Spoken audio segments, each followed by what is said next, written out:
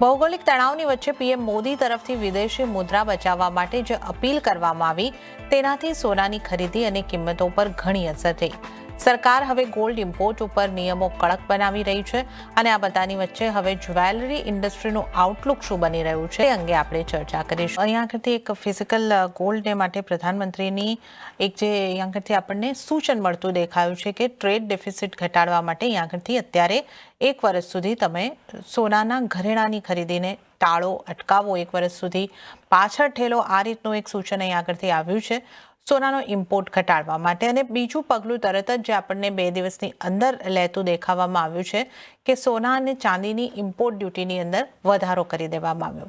પણ ખાસ કરીને આપણે જે વાત કરવાની છે કે જેમ્સ એન્ડ જ્વેલરી ઇન્ડસ્ટ્રી પર કેવી રીતની અસર આની જોવા મળી રહી છે અને આ ચર્ચા કરવા માટે all India gems and jewellery domestic council chairman Rajesh Rokade अपनी साथ जोड़ाए गया है. राजेश जी, आपका बहुत बहुत स्वागत है सीएनबीसी बाजार पर. तो यहाँ पे हमने 2 चीज़ें बड़े डेवलपमेंट इस वाले हफ्ते में जो आज खत्म हो रहा है यहाँ पर देखें कि पहले प्रधानमंत्री ने सबको सूचन दिए, अपील दी कि 1 महीने 1 साल तक सोना के गहनों की खरीदी ना करें और 2 दिनों के बाद यहाँ पे इंपोर्ट ड्यूटी में बढ़ोतरी कर दी गई है. तो इसका कैसा इम्पैक्ट आएगा ज्वेलरी इंडस्ट्री पर, ज्वेलर्स के ऊपर और ग्राहकों के लिए? अब सोने की खरीदी महंगी होने वाली है या हो चुकी है? बिल्कुल, थोड़ा सा मैं ये कहूँगा कि ज्वेलरी इंडस्ट्री पैनिक मोड पे है। पहले तो प्रधानमंत्री जी ने जैसे ही कहा कि ज्वेलरी खरीदने से परहेज करें, उसका थोड़ा इफेक्ट बिल्कुल दिख रहा है और साथ ही साथ जिस तरीके से इंपोर्ट ड्यूटी बढ़ाई गई है, उसका बड़ा एक असर ये दिख रहा है कि एक ईमानदार व्यापारी को व्यापार करना कठिन हो रहा है, क्योंकि जैसे ही कस्टम ड्यूटी बढ़ी, तो मार्केट में 2 रेट आने शुरू हो चुके हैं और ये बहुत ही दुखद है, क्योंकि अगर 1 किलो सोना आज के तारीख में अगर मैं बिल में खरीदता हूँ, जिसे कहेंगे कि लॉफुल तरीके से खरीदता हूँ, तो 1 करोड़ 55 लाख का होता है और अगर मैं मार्केट में अभी दूसरा रेट भी मैं सुनने में आ रहा है, क्योंकि मैं इस इंडस्ट्री से हूँ, तो 1 करोड़ 56 लाख में मिलना शुरू हो गया. मतलब 1 करोड़ 64 लाख में से अगर 1 करोड़ 56 लाख में निकाल लेता हूँ, तो 8 से 9 लाख रुपए का 1 केजी के पीछे बड़ा डिफरेंस सामने दिख रहा है. तो कहीं ना कहीं ईमानदार जो ज्वेलर्स है, ईमानदार जो शराब स्वर्णकार है, उनको ये काम करना बहुत कठिन होगा. और मुझे लगता है कि जब जब ड्यूटी बढ़ी है, इंपोर्ट कम नहीं हुआ, ये पिछले 10 साल का रिकॉर्ड है. और इंपोर्ट ड्यूटी बढ़ाने से निश्चित तौर पे स्मगलिंग बढ़ती है, तस्करी बढ़ती है, तो ये हमारी इंडस्ट्री के लिए बहुत दुखद होगा. मेरा सरकार से विनती रहेगा कि सरकार इसे पुनर्विचार करे और हम सरकार के साथ हैं, हम देश के प्रधानमंत्री के साथ हैं और हम प्रधानमंत्री जी ने जैसे ही कहा कि इस इंडस्ट्री से आप ज्वेलरी खरीदने से परहेज करिए, तो all India gem and jewellery domestic council ने एक बड़ी बैठक पूरे भारत की बुलाई थी, सभी एसोसिएशंस की, और उसमें बहुत सारे सुझाव हमने लिए हैं और वो सब सुझाव से भी हम लोग हमारा इंपोर्ट कम कर सकते हैं, एक्सपोर्ट बढ़ा सकते हैं और देश का सोना जो देश में है उसे हम लोग उपयोग में ला सकते हैं. इसके लिए ऑलरेडी हमारे पास बहुत सारी योजनाएं हैं. साथ ही वॉलेंटरी हम सभी ज्वेलर्स को आह्वान भी कर चुके हैं. हमने अपील की है कि कोई भी ज्वेलर 5 ग्राम से ऊपर प्योर गोल्ड किसी भी कस्टमर को न बेचे. ये भी एक प्रकार से देश के सपोर्ट में हम लोग कर रहे हैं, क्योंकि जो प्योर गोल्ड या गोल्ड बार खरीदते हैं वो प्योर और प्योर इन्वेस्टमेंट पर्पस के लिए होता है. तो हम इसे भी डिस्करेज कर रहे हैं, क्योंकि जिनके यहाँ शादियां है, जिनके यहाँ कोई प्रोग्राम है, उस समय में उनको वो ज्वेलरी अगर उन्होंने पहले से बुक की है या उनकी इच्छाएं होती है कि उस दिन हम लोग ये ज्वेलरी पहन के हमारा फोटो शूट करिए, या हमारे या कस्टम में रहता है, कई बार उनकी संस्कृति में रहता है, तो वो आहत न हो, इस वजह से ज्वेलरी के लिए तो हम लोग ऑलवेज ना नहीं बोल सकते, क्योंकि इसमें करीब करीब 1 करोड़ हमारे एम्प्लॉइज कहीं ना कहीं इसके साथ जुड़े हैं. अगर मैं देखता हूं तो 50 लाख से 60 लाख कारागिर की एक बेरोजगारी का बड़ा प्रॉब्लम उनके लिए आ सकता है. 40 लाख से 50 लाख हमारे पास सेल्समैन और सेल्स गर्ल्स भी है, जो इस वजह से बेरोजगारी के पायदान पे आके खड़े हो जाएंगे. तो कहीं ना कहीं ये बड़ा 1 करोड़ लोगों का रोजगार का सवाल है. इस वजह से सरवाइव करने के लिए हम लोग को ज्वेलरी बेचना हमारे लिए मजबूरी है. लेकिन हम सरकार की बात का भी ध्यान देते हैं और सरकार ने और प्रधानमंत्री जी ने जो कहा वो देश हित में कहा है, इसलिए हम लोग उनके पास मिलने का हमने समय मांगा है.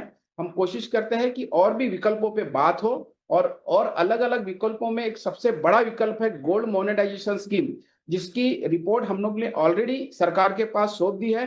अगर हम लोग गोल्ड मोनेटाइजेशन स्कीम को अगर इम्प्लीमेंट कर देते हैं तो 100% जो 1 साल के लिए हमारे प्रधानमंत्री जी ने कहा है कि सोने से दूरियां बनाइए, तो मैं कहूंगा कि आने वाले 10 साल तक के हमें इंपोर्ट करने की जरूरत नहीं पड़ेगी। ऐसी ये फुल प्रूफ जो स्कीम है वो already all India gem and jewellery domestic council ने सबमिट कर दी है। ઓકે તો અહીંયા આગળથી આપણે જે વાત કરી રહ્યા હતા કે જે ઇમ્પોર્ટ ડ્યુટી અહીંયા આગળથી વધારી દેવામાં આવી છે 6%થી સીધી 15%, 9%નો સીધો વધારો. તો એની ઇમ્પેક્ટની આપણે વાત કરી. ભલે દેશ હિતની અંદર આ એક નિર્ણય લેવામાં આવ્યો હોય, પણ જ્વેલરી ઇન્ડસ્ટ્રીને એની સાથે સંકળાયેલા જે કામદારો છે, એમાં જ્વેલરી મેકર્સ જે કારીગરો છે, એની સાથે સેલ સાથે જોડાયેલા જે લોકો છે, જ્વેલર્સ છે, આ બધા ઉપર એક અસર છે અને આને માટેના ઉપાયો પણ વિચારવામાં આવી રહ્યા છે. तो जैसे कि राजेश जी आपने दो बातें बताई. एक आपने कहा कि ड्यूटी बढ़ने के बाद जो इलीगल सोना का इंपोर्ट है वो एक बढ़ जाता है, और दूसरी बात आपने ये कही कि सुझाव और भी आपने दिए हैं कि एक आपने मोनेटाइजेशन, गोल्ड मोनेटाइजेशन स्कीम की यहाँ पे बात की है. तो ये स्कीम सरकार पहले भी लाई थी, पर उसको उस तरीके का रिस्पांस नहीं मिला जिससे जो घरों में पड़ा हुआ सोना है या धार्मिक स्थानों पे पड़ा हुआ सोना है वो सिस्टम में आ सके. तो कुछ नया सुझाव है आपका, और अगर सुझाव में गोल्ड मोनेटाइजेशन स्कीम के अलावा अगर आप बता सके कि क्या सुझाव आपकी तरफ से गए हैं. बहुत ही बढ़िया सवाल है और यही सवाल में मतलब देने से शायद ये प्रॉब्लम शॉर्ट आउट हो जाएगा, क्योंकि पिछले बार इस टाइप की जो योजना बनाई गई थी उसमें ज्वेलर्स लोगों को इन्वॉल्व नहीं किया गया था. All India gem and jewellery domestic council, जो कि आज सबसे पुरानी में से एक काउंसिल है और सबसे एपेक्स बॉडी होने के कारण सबसे बड़ी बॉडी है, तो एक जिम्मेदारी भी लेने वाला कोई था नहीं. इसलिए अभी हम लोग जिम्मेदारी भी लेते हैं इसकी कि इसे हम लोग ग्राउंड जीरो पे हम लोग इम्प्लीमेंट करके दिखाएंगे. और पिछले स्कीम में ज्वेलर्स को इन्वॉल्व न करने के कारण वो सक्सेस नहीं हो पाई थी. इस बार ज्वेलर्स को अगर इन्वॉल्व कर देते हैं तो 100% ये सक्सेस हो जाएगी, क्योंकि एक फैमिली ज्वेलर्स के साथ वहां के लोग एक फैमिलियर होते हैं. और पुराना सोना पहले जब बैंकों में जाके या किसी सरकारी दफ्तर में जाके उसे एज अ मोनेटाइज करना वो थोड़ा कठिन था. और ज्वेलर्स के पास अगर कोई कस्टमर सोना लेके आते हैं तो उनके पास पूरी यंत्रणा होती है, उनके पास पूरा मैकेनिज्म होता है, और उस मैकेनिज्म के तहत पूरे ट्रांसपेरेंसी के साथ सीसीटीवी मॉनिटरिंग के साथ इसे पूरा किया जा सकता है. इसलिए वेरी इजीली ये स्कीम रन हो सकती है. और हमारे पास एक जो आंकड़े है उसमें एक अंदाज है कि 40,000 से 50,000 टन सोना हम भारतीयों के पास है, उसमें से हमने 10% भी अगर मोनेटाइज कर दिया, जो कि कई बार वो बुलियन फॉर्म में भी हो सकता है या ऐसी ज्वेलरी हो सकती है जो यूज नहीं है, तो केवल 10% भी हमने मोनेटाइज कर लिया तो आने वाले 5 साल तक के हमें इंपोर्ट करने की जरूरत नहीं पड़ेगी. उसका प्रॉपर ढांचा और प्रॉपर डायग्राम से लेके तो इसके जितने भी लीगल पॉइंट्स है वो सभी हम लोग ने तैयार करके एक बड़ी लॉ फॉर्म से रेडी किया हुआ है. और इसका पूरी जिम्मेदारी के साथ हम लोग चाहते हैं कि सरकार इसे समझे, और ऑलरेडी हमने सबमिट कर दिया. अगर ये सरकार एज इट इज लेके आती है तो 100% ये इंडस्ट्री बिल्कुल इसे पूरी तरह से निभा देगी. ઓકે, તો ગોલ્ડ મોનેટાઇઝેશનને લઈને અમુક સૂચનો કરવામાં આવ્યા છે. જો જ્વેલર્સને અહીં આગળથી ઇન્વોલ્વમેન્ટ આવે તો અહીં આગળથી જે સોનું છે લોકોના ઘરમાં અને અન્ય જે છે સિસ્ટમમાં નથી, એ સોનું સિસ્ટમમાં આવી શકે છે. તો ઇમ્પોર્ટ ઘટાડવાના અમુક ઉપાયો જે છે એ અહીં આગળથી સરકારને સૂચવવામાં આવ્યા છે. राजेश जी, आपके पास और एक चीज़ समझनी थी कि इंपोर्ट ड्यूटी के बढ़ाने के बाद और एक चीज़ आई, एडवांस ऑथराइजेशन स्कीम में 100 किलो का लिमिट लगाया गया है. तो ये इसका क्या इम्पैक्ट रहेगा? ये एडवांस ऑथराइजेशन स्कीम किस तरीके से होती है, इस पे भी आप हमें थोड़ी जानकारी दे पाएंगे? बिल्कुल, ये एडवांस ऑथराइजेशन स्कीम जो होती है वो पर्टिकुलर केवल और केवल एक्सपोर्टर के लिए होती है. देखिए, कोई अगर गोल्ड अगर बाहर से मंगा रहा है करीब 100 किलो, तो उन्हें वो कस्टम ड्यूटी मतलब अगर वो एक्सपोर्ट कर रहे हैं, इस वजह से उन्हें 15% अभी जो ऑलरेडी है, जो पहले 6% थी, वो उन्हें भरनी नहीं होती है. इस वजह से वो गोल्ड जब वो मैन्युफैक्चरिंग करके 180 दिन के अंदर उनको एक्सपोर्ट करना होता था, पहले ऐसा होता था. लेकिन सरकार ने अभी इसे चेंज करके थोड़ा ऐसा कर दिया है. अगर मानिए पहले जनवरी में कोई अगर बुला लेता था 100 किलो, तो वो एक्सपोर्ट करने के लिए उसके पास 180 दिन होते थे. बावजूद वो फरवरी में और 100 किलो मंगा सकता था, मार्च में और 100 किलो मंगा सकता था, और उसके बाद 180 दिन आगे बढ़ते जाते थे. सरकार ने अभी चेंज करके इसे ऐसा कर दिया है कि जब तक के आपका पहला 100 किलो में से 50% मतलब 50 किलो जब तक कि आप एक्सपोर्ट नहीं कर देते तब तक कि आपको दूसरी खेप मंगाने की इजाजत नहीं होगी। मुझे लगता है इस ये बहुत अच्छा कदम है जिससे हमारा जो एक्सपोर्ट है वो थोड़ा फास्ट एक्सपोर्ट होगा।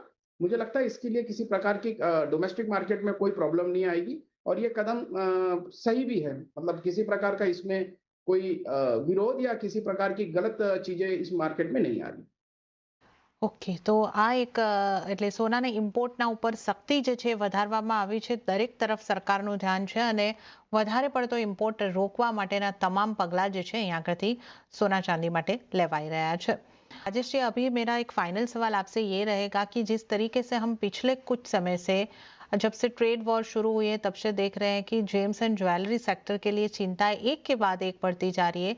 एक्सपोर्ट के लेकर चिंताएं बनी, कुछ एफटीए एग्रीमेंट भी अन्य देशों के साथ हुए यूएस के साथ प्रॉब्लम होने के बाद, फिर ये इंपोर्ट ड्यूटी और अब ये ईरान यूएस युद्ध की वजह से ये जो ट्रेड डेफिसिट घटाने की बात आ गई है। ओवरऑल जेम्स एंड ज्वेलरी के लिए क्या चिंताएं बढ़ती जा रही है और इस सब के बीच में आप लोगों को अपना बिजनेस और इस इंडस्ट्री को चलाने के लिए क्या उपाय देख रहे हैं? बिल्कुल, जैसे कि मैंने पहले ही कहा कि ये पैनिक मोड पे है, एक लगातार इस तरीके से रिस्ट्रिक्शन बोलिए या इस तरह से जो एक माहौल बन गया है, इस वजह से थोड़ा-सा पैनिक मोड पे है और सबसे बड़ा प्रॉब्लम ये है कि हमारे जो 1 करोड़ हमारे एम्प्लॉइज़ हैं, जो कारागिर हैं, उनके ऊपर एक बहुत बड़ा एक बेरोज़गारी का सवाल खड़ा हो चुका है। इस वजह से हम लोग काफ़ी इसे संभाल भी रहे हैं। हमने ऑल इंडिया पूरे एसोसिएशन की मीटिंग भी कही है और इसके लिए हम लोग मीटिंग में हमने हमारे क्या प्रॉब्लम्स है उनको समझाया है। तो इस वजह से कहीं-कहीं हमारे पास रिपोर्ट क्या आई थी कि कुछ लोग हड़ताल पे बैठ रहे हैं या कुछ लोग इसका विरोध कर रहे हैं, तो हमने उनको समझाया है कि ये सरकार का विरोध करने वाली परिस्थिति नहीं है, देश हित में लिया गया फैसला है। इस वजह से आपको इस कठिन परिस्थितियों में सरकार को भी सपोर्ट करना है और हमारे ट्रेड को भी सपोर्ट करना है, तो हम लोग विन-विन परिस्थितियों में सरकार के साथ बातचीत कर विकल्पों पे बात करने के लिए इच्छा रख रहे हैं। हमने प्रधानमंत्री जी से ऑलरेडी समय माँग लिया है। हम चाहेंगे कि फाइनेंस मिनिस्ट्री या फिर कॉमर्स मिनिस्ट्री में भी हम लोग जी, समय लेकर उनसे इस विषय को लेके चर्चा करें, जी, क्योंकि कहीं न कहीं इंडस्ट्री बहुत बड़ी है और ये इंडस्ट्री एक दिन में बंद नहीं हो सकती या एक दिन में बना भी नहीं सकते इसे, जी, क्योंकि ये 5000 साल पुरानी इंडस्ट्री है। इस वजह से इसे इंडस्ट्री को एक विन-विन परिस्थितियों में काम करने के लिए जी। सरकार की मदद ज़रूर लगेगी और एज़ अ जिम्मेदार काउंसिल होने के नाते हम लोग पूरी कोशिश करें। ઓકે તો વિન વિન પરિસ્થિતિ બને જ્વેલર્સ એસોસિએશન એની એક રજૂઆત ખાસ સરકાર સાથે કરી રહ્યા છે અને આપણે આશા રાખીએ કે દેશ હિતનું કામ પણ થાય અને ઇન્ડસ્ટ્રીને પણ એક સપોર્ટ મળી રહે એવો કોઈ વચ્ચેનો રસ્તો જરૂરથી નીકળશે पर राजेश जी आपका बहुत बहुत धन्यवाद हमारे साथ जुड़ने के लिए जी